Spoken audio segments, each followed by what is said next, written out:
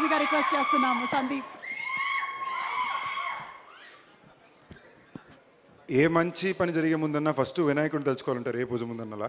అలా మా సినిమా ఇండస్ట్రీకి ఏం మంచి పని జరగాలన్నా మంచి జరగాలన్నా ఫస్ట్ మా సుమక్కని తలుచుకోకుండా జరగదు. లవ్ యూ అక్క.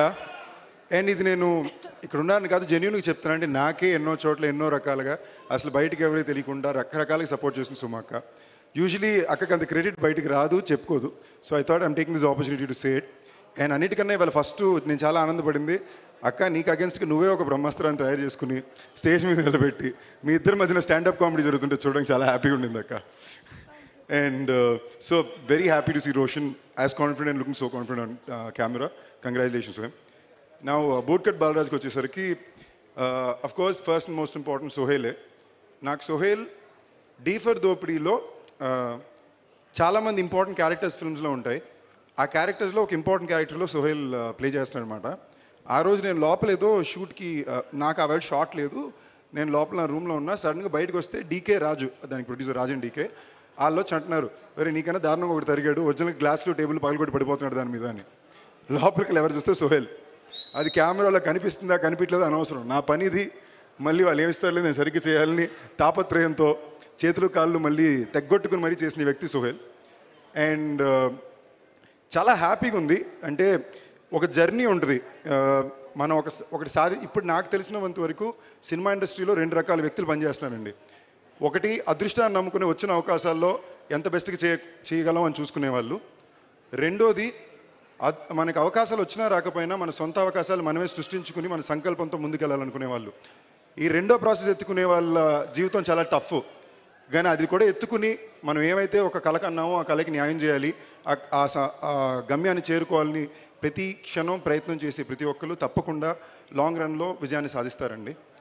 ఎందుకంటే మన అదృష్టం the people we're working with, మన సినిమా ఇండస్ట్రీకి ఉండే ఆడియన్స్ టైం పట్టినా తప్పకుండా రావాల్సిన క్రెడిట్కి చెందాల్సిన విజయాన్ని అందిస్తారు. దానికి ఇంకొక పెద్ద ఎగ్జాంపుల్ ఇక్కడే రాజేష్ ఉన్నారు, సాయి రాజేష్.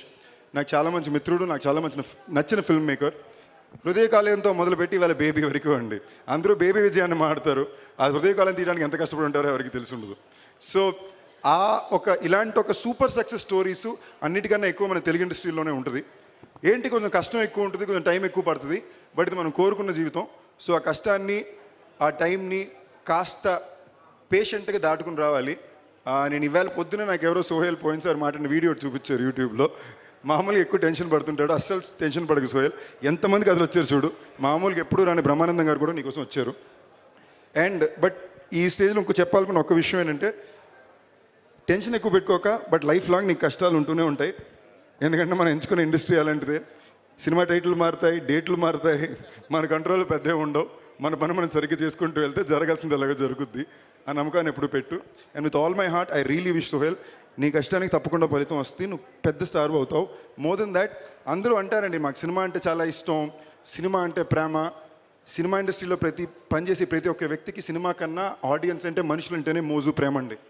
మాకు మీ దగ్గర మెప్పు రావాలి, మీ దగ్గర క్లాపులు కొట్టించుకోవాలి, మీ చేత అర్పించుకోవాలి, అదే మెయిన్. ఊరినే పేరు రావాలంటే ఏ పనైనా చేసి అవ్వచ్చు. ఎందుకు సినిమాలకు వస్తాం, ప్రతి ఒక్కరికి నచ్చాలి.